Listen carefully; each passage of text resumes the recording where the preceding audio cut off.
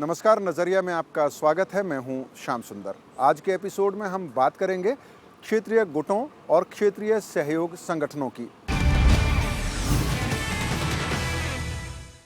इस एपिसोड में हम इस बात पर भी नज़र डालेंगे कि इन संगठनों का इतिहास क्या रहा है और इनकी भूमिका कैसी रही है।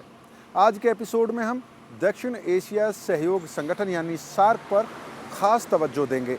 लेकिन आइए पहले नज़र डालते हैं कि दुनिया में इन संगठनों की ज़रूरत क्यों पड़ी और इनका इतिहास कैसा रहा है।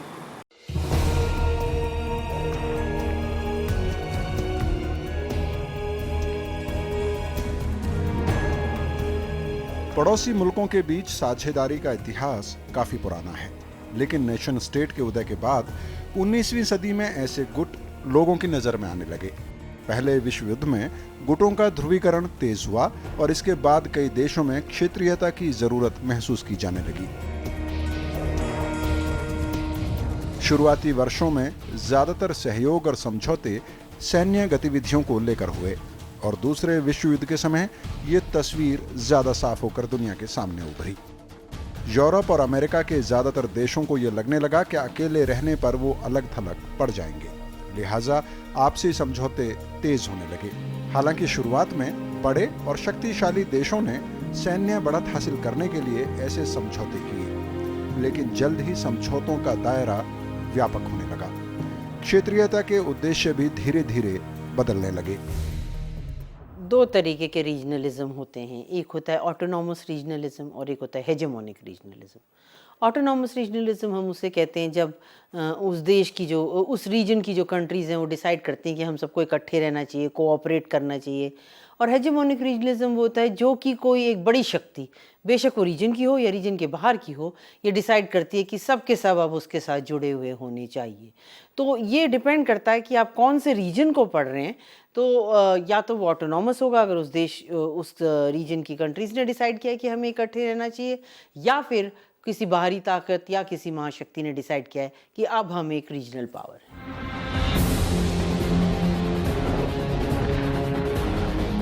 क्षेत्रीयता के पीछे कई उद्देश्य देखे गए। उस दौर में दुनिया बेहद अशांत थी और बदलाव बहुत तेजी से हो रहे थे। 1940 के दशक में ही क्षेत्रीय सहयोग के पीछे 3 कारण स्पष्ट हुए: बहुउद्देशीय सहयोग, सुरक्षा की खातिर सहयोग और आर्थिक गतिविधियों के लिए सहयोग। उस दौर के बहुउद्देशीय संगठनों में सबसे प्रमुख नाम अरब लीग का है, जो अब भी अंतर्राष्ट्रीय राजनीति में काफी अहमियत रखता है। 22 मार्च 1945 को काहिरा में 6 अरब देशों ने मिलकर इसकी स्थापना की। इनमें मिस्र, इराक, जॉर्डन, लेबनान, सऊदी अरब और सीरिया शामिल थे। इस वक्त अरब लीग में 22 देश हैं। ये पश्चिमी एशिया और उत्तरी अफ्रीका के बीच फैली अरब पट्टी में सदस्य देशों के बीच कई मोर्चों पर सहयोग करता है। उस दौर में सैन्य सहयोग के लिए जो संगठन बने थे उनमें नाटो काफी अहम है। 4 अप्रैल 1949 को पश्चिम यूरोप और उत्तरी अमेरिका के देशों ने मिलकर उत्तरी अटलांटिक सैन्य संगठन यानी नाटो की स्थापना की।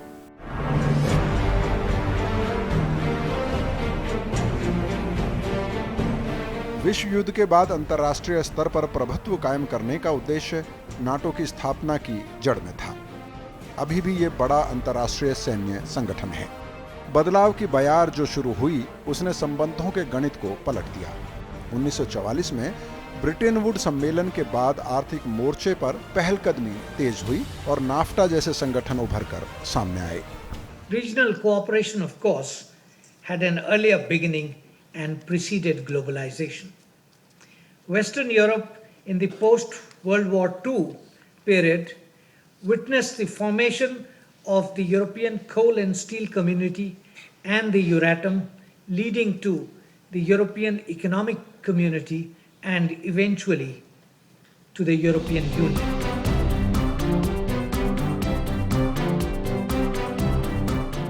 क्षेत्रीय संगठनों के साथ साथ इसी दौर में अंतर्राष्ट्रीय संगठन बड़ी तेजी से उभर कर सामने आए। पहली मर्तबा इन संगठनों को लेकर व्यापक सहमति बनती दिखाई दी। संयुक्त राष्ट्र संघ से लेकर विश्व बैंक जैसी संस्था 1940 के दशक में बनी और ज्यादातर देशों ने इन्हें समर्थन दिया। दुनिया के देशों के लिए साझा मंच बने, जहां अपनी नीतियों के लिए वे कभी सहयोग की मुद्रा में रहे, कभी तकरार की मुद्रा में। अंतर्राष्ट्रीय स्तर पर प्रतियोगिता करने के लिए क्षेत्रीय एकता का भाव लगातार मजबूत हुआ। Most regions of the world are endowed with their own physical, economic, and political geography, which poses challenges to economic development. In some, political borders are not aligned with economic and natural resources. National economies and populations, on the other hand, are generally small and have poor connective infrastructure.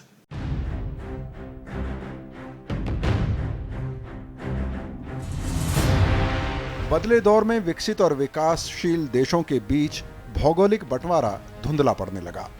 विकासशील देशों के भीतर तरक्की की दर तेज हुई और विकसित देशों को भी ये एहसास होने लगा कि जमाने के हिसाब से संगठन को नई तमीज देने की दरकार है। जाहिर है कि ऐसे कई क्षेत्रीय संगठन बने जिनमें विकसित और विकासशील देश दोनों एक साथ नुमाइंदगी कर रहे थे। तीसरी दुनिया के मुल्कों के सामने ये एक विकल्प के तौर पर सामने आया, क्योंकि विकास के लिए इनका एकजुट होना ज्यादा जरूरी है। अफ्रीका के कई राष्ट्रों में अभी भी जो अर्थव्यवस्था की स्थिति है काफ़ी कमज़ोर है। यहाँ तक कि एशिया के भी कुछ राष्ट्र जो हैं अभी काफ़ी पिछड़े हुए हैं और इसके लिए आवश्यकता है कि विकासशील देशों में आपस में परस्पर सहयोग जो है उसको बढ़ाया जाए, जिससे कि एक दूसरे की जो कॉम्प्लीमेंटरिटीज़ हैं उनका फ़ायदा उठा के आगे विकास की दर को तेज किया जाए।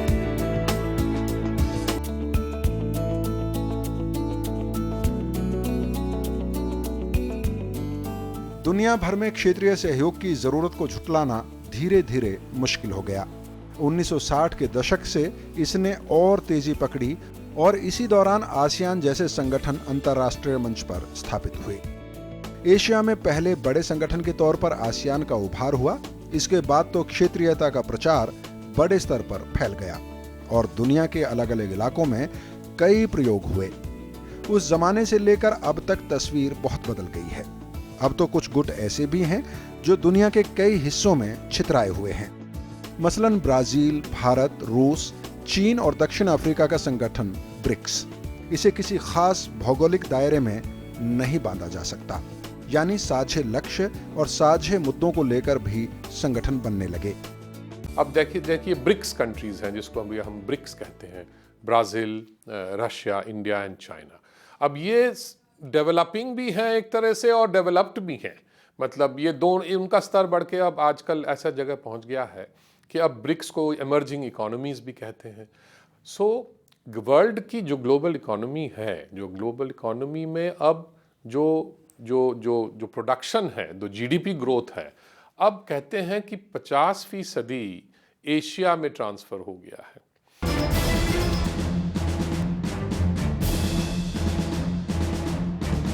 21वीं सदी में एशिया ज्यादा ताकतवर होकर उभरा है, बाजार के लिहाज से भी और उत्पादन के लिहाज से भी।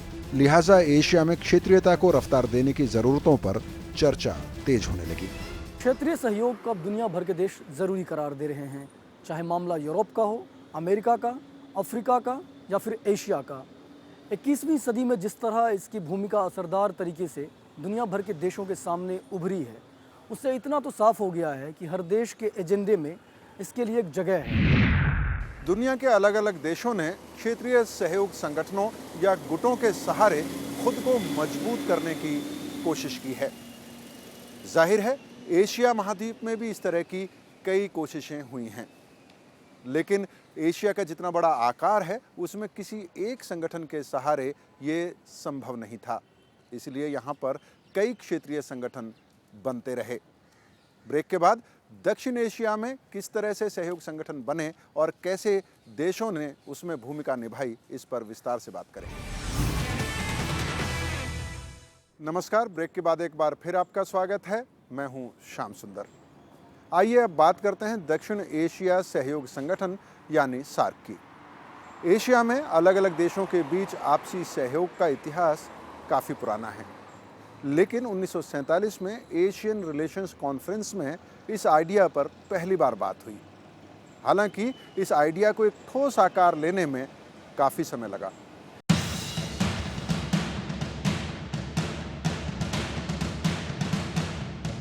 दक्षिण एशिया के देश सामाजिक और सांस्कृतिक तौर पर काफी एक जैसे हैं। सदियों से इनके बीच मजबूत संबंध रहे हैं, लेकिन इसके बावजूद क्षेत्रीय संगठन बनने में काफी वक्त लगा। आजादी के बाद इस इलाके के सबसे बड़े देश भारत ने भी इसमें कोई खास रुचि नहीं दिखाई।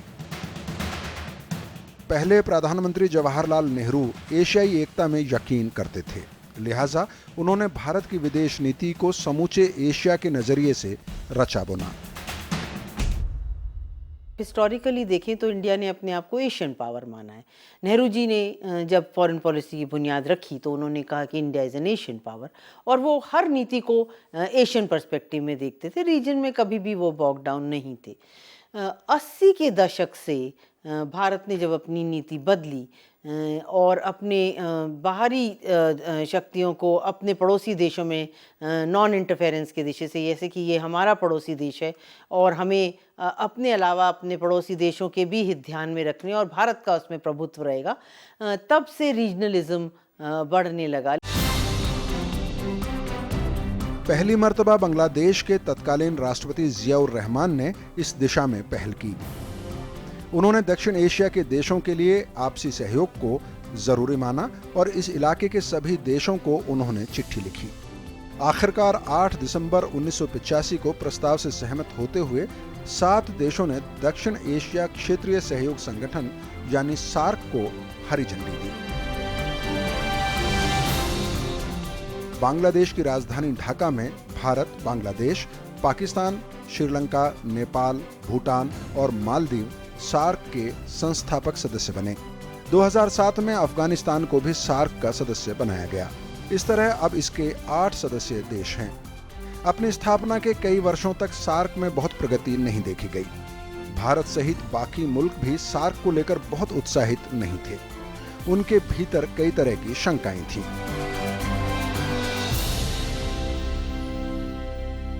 पहले सालों में 1985 के बाद भारत को भी सस्पिशन रहा, उनके भारत के मन में भी कहीं शंकाएं थीं, आशंकाएं थीं कि कैसा होगा, क्यों हो रहा है, क्या हमारे लिए इसमें फ़ायदा होगा कि नहीं। छोटे मुल्कों के मन में भी यही ख्याल था कि भारत ऐसे ऑर्गेनाइजेशन में आके उनका रवैया कैसे रहेगा, वो हेजेमोनिक तरीके से आएंगे, फ्रेंडशिप से आएंगे, म्यूचुअल कोऑपरेशन से आएंगे। सो ये म्यूचुअल सस्पिशंस कई सालों तक चलती रहीं।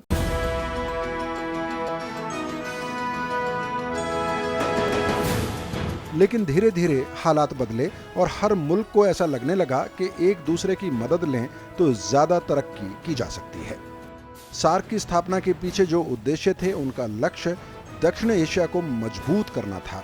सार्क के चार्टर में जिन लक्ष्यों की चर्चा की गई है, उनमें दक्षिण एशिया के लोगों के जीवन का स्तर बढ़ाना, आर्थिक वृद्धि और सामाजिक सांस्कृतिक विकास को तेज करना, हर देश को आत्मनिर्भर बनाने की कोशिश करना, सदस्य देशों के बीच भरोसा बढ़ाना, विज्ञान क्षेत्र में सहयोग करना, अन्य विकासशील देशों के साथ तालमेल मजबूत करना, साझा हितों के मुद्दों को अंतर्राष्ट्रीय फोरम पर उठाना और इलाके में शांति कायम रखना महत्वपूर्ण है।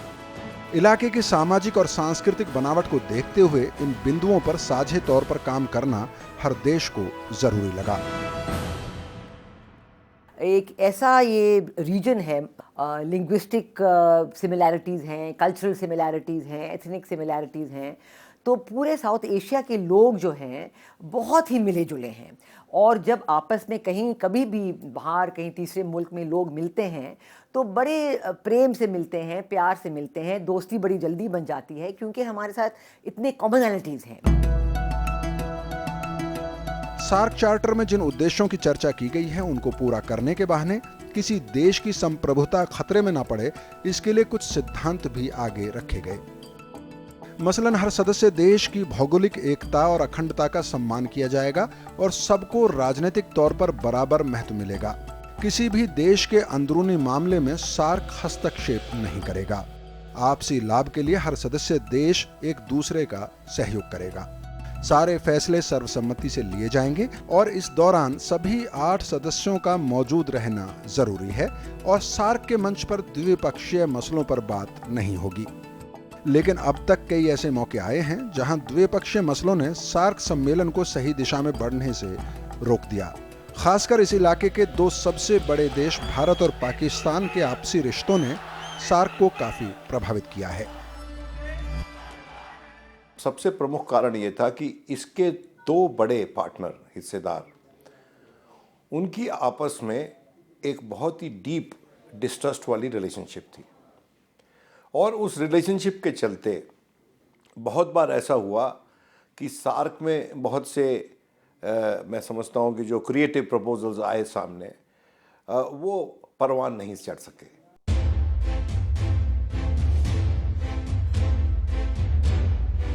भारत और पाकिस्तान का दूसरे इलाकों की अर्थव्यवस्था पर दबदबा है, लिहाजा इनके रिश्तों के उतार चढ़ाव का असर पूरे इलाके पर पड़ता है। लेकिन इसके बावजूद दक्षिण एशिया के कई देशों ने कई अहम करार किए हैं। इनमें 1987 में आतंकवाद के खात्मे के लिए, इसी साल खाद्य सुरक्षा के लिए, 1990 में नशीली दवाइयों के लिए और 1993 में आपसी व्यापार के लिए साफ्टा समझौते के अलावा 1998 में टेलीकम्युनिकेशन के लिए और 2002 में बाल कल्याण और तस्करी के लिए महत्वपूर्ण समझौते हुए। लेकिन इन समझौतों के बावजूद सार्क की प्रगति से कई लोग आश्वस्त नजर नहीं आते। सार्क के चार्टर में 16 ऐसे बिंदुओं का जिक्र है जिन पर सदस्य देशों के बीच सहयोग किया जाना जरूरी है। इनमें खेती किसानी, शिक्षा, स्वास्थ्य से लेकर सामाजिक विकास तक के मुद्दे शामिल हैं। 1985 से लेकर अब तक इन सारे विषयों पर दर्जन भर से ज़्यादा समझौते हुए हैं, लेकिन जिस रफ्तार से उनको अमल किया जाना चाहिए था वो नहीं हो पाया। दुनिया भर के करीब 40% गरीब दक्षिण एशिया में रहते हैं और अंतर्राष्ट्रीय जीडीपी में अगर दक्षिण एशिया का योगदान देखा जाए तो ये मात्र 3% है। सार्क के भीतर आपसी संबंधों को लेकर कई तरह से भरोसे की कमी अभी तक कायम है। व्यापारियों का एक बड़ा तबका ये मानता है कि रिश्ते बेहतर होने से न सिर्फ उनको फायदा होगा बल्कि इलाके की अर्थव्यवस्था भी मजबूत होगी। सबसे बड़ी चीज़ हमें समझनी चाहिए कि इकोनॉमी ऑफ स्केल ये प्रोवाइड करती है। दूसरा क्या है, जो बैरियर्स हैं, जो नेशनल बैरियर्स हैं, वो आर्टिफिशियल बैरियर्स हैं। इस कारण क्या है कि आप देखेंगे कि एक देश कोई चीज़ बना रहा है, वो इस कीमत पे बना रहा है जिससे सस्ती वो अवेलेबल है उसको इंपोर्ट पे, पर चूंकि वो नेशनल इंडस्ट्री को प्रोटेक्ट करने की कोशिश कर रहा है उसको बनाया जा रहा है। इसमें क्या आर्टिफिशियलिटीज़ आ जाती हैं, तो जो कॉस्ट ऑफ प्रोडक्शन है आपकी हाई है, आप एक अनसस्टेनेबल प्रोसेस को सस्टेन कर रहे हैं। हालांकि उद्योग धंधों को लेकर कई पहल हुई हैं और साझेदारी में कुछ काम पूरे भी किए गए। अब जैसे इलेक्ट्रिसिटी ग्रिड है, इसी को देख लीजिए आप, नेपाल के साथ, भूटान के साथ, अब बांग्लादेश के साथ भी जुड़ गया है। नॉर्दर्न ग्रिड और सदर्न ग्रिड जो अलग था इंडिया के अंदर ही, वो अब जुड़ गया है। तो इतना बड़ा ग्रिड जब हो जाता है तो कंज्यूमर को फ़ायदा होता है, क्योंकि बिजली किसी भी स्थान से दूसरे स्थान तक आप पहुंचा सकते हैं। अब पाकिस्तान भी बिजली इंडिया से लेने की बात कर रहा है, क्योंकि उनको भी प्रॉब्लम है, वहाँ 11, 12, 13 घंटे बिजली नहीं रहती है। सार्क देशों की रजामंदी से साल 2010 में दिल्ली में सार्क विश्वविद्यालय की भी स्थापना हुई, लेकिन जो लक्ष्य रखे गए थे हम अभी भी उनसे काफी दूर नजर आते हैं। विशेषज्ञों का मानना है कि यूरोपीय संघ ने जिस तरह साझा मुद्रा और साझे वीजा की शुरुआत की, सार्क को भी उसी दिशा में बढ़ना चाहिए। यूरोपियन यूनियन का आप अगर मिसाल देखेंगे तो यूरोपियन यूनियन में भी वो लोग तो फ्रांस और जर्मनी 100 सालों से 200 सालों से लड़ झगड़ के उनके बॉर्डर्स कितने बार बदले हैं। फ्रांस में ऐसे इलाके हैं जो पिछले 60-70 सालों में 3 बार अपनी सॉवरेनिटी बदल चुके हैं। कभी जर्मनी के पास थे, कभी फ्रांस के पास आ गए, फिर जर्मनी के पास। सो ऐसा यूरोप में हुआ है, लेकिन इसके बावजूद भी फ्रांस और जर्मनी अब यूरोपियन यूनियन के लीडिंग लाइट्स हैं। लेकिन यूरोपियन यूनियन जैसे हालात निकट भविष्य में बनते नजर नहीं आ रहे। क्षेत्रीयता पर द्विपक्षीय मसलों के दबाव को कम किए बगैर ये मुश्किल है। दक्षिण एशिया के देशों के चीन के साथ जिस तरह के संबंध हैं, सार्क पर उसका भी असर पड़ा है। चीन इसका पर्यवेक्षक देश है। सार्क के 9 पर्यवेक्षक हैं, जिनके नाम ऑस्ट्रेलिया, चीन, यूरोपीय संघ, ईरान, जापान, दक्षिण कोरिया, मॉरिशस, म्यांमार और अमेरिका हैं। चीन भले ही सार्क का सदस्य न हो, लेकिन दक्षिण एशिया पर उसका गहरा प्रभाव है। विशेषज्ञों का मानना है कि सार्क को जिस तरह हम सीमित क्षेत्रीय सहयोग के तौर पर विकसित करना चाहते हैं, चीन के जुड़ने से वो लक्ष्य दूर हो जाएंगे। जैसे कि जब अफगानिस्तान की मेंबरशिप का प्रस्ताव रखा गया था, उसी समय चीन के मेंबरशिप का प्रस्ताव भी रखा गया, और रखा किसने? नेपाल ने। और उसका डाइल्यूशन कैसे हुआ कि आपने और कंट्रीज़ को उसका मेंबर बनाया।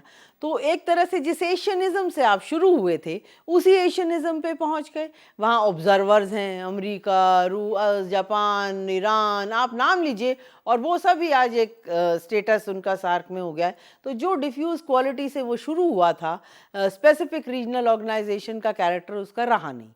लेकिन कुछ विशेषज्ञ इसके विस्तार में ही बेहतरी देख रहे हैं। आई थिंक जिस तरीके से अफगानिस्तान अब सार्क का हिस्सा हो गया है, और हमें कोशिश करनी चाहिए कि हम आसियान के साथ किसी तरीके से जुड़ने की कोशिश करें, जैसे बिम्स्टेक वगैरह जो नए ऑर्गेनाइजेशंस का प्लान किया जा रहा है, जिससे कि अब भारत पाकिस्तान की जो राजनीतिक इशू हैं, ये आर्थिक विषयों को जो है रोक न दें। सामाजिक और सांस्कृतिक तौर पर समान होने के बावजूद सार्क के देश आपस में बहुत अनौपचारिक नहीं हो पाए हैं।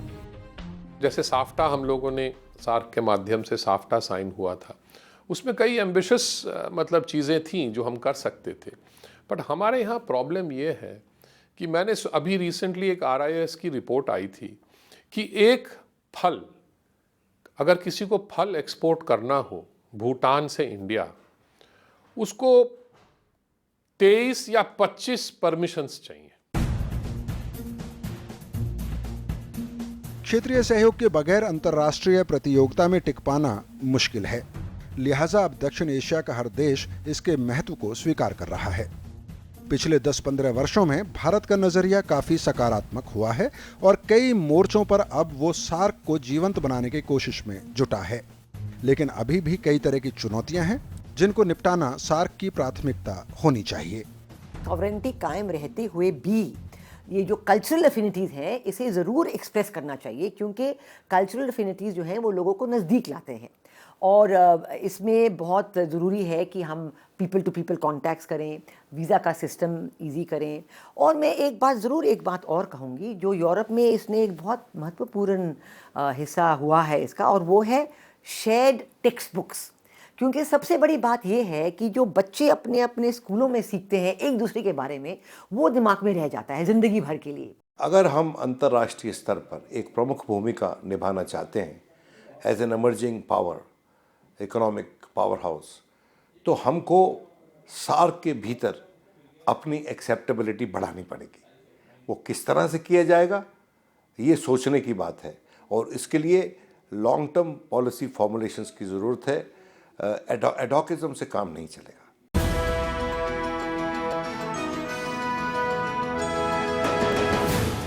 सार्क के लिए अभी पूरा मैदान खाली है। सार्क देशों के आपसी व्यापार का आंकड़ा 6% से भी कम है, जबकि यूरोपीय संघ के देश आपस में 62% व्यापार करते हैं। लिहाजा आपसी समझौते को न सिर्फ सांस्कृतिक स्तर पर बल्कि व्यापारिक स्तर पर भी गहराई देने की दरकार है। भारत इस इलाके की सबसे बड़ी अर्थव्यवस्था है और उसका आर्थिक दबदबा इस इलाके में कायम है। लेकिन दक्षिण एशिया सहयोग संगठन में जो दूसरे सदस्य देश हैं, उनकी भूमिका भी कोई कम महत्वपूर्ण नहीं होगी। इसी उम्मीद के साथ कि आने वाले वक्त में दक्षिण एशिया सहयोग संगठन यानी सार्क मजबूत होगा और एक इसकी सकारात्मक भूमिका इस इलाके में देखी जाएगी, हम आपसे विदा लेते हैं। नमस्कार।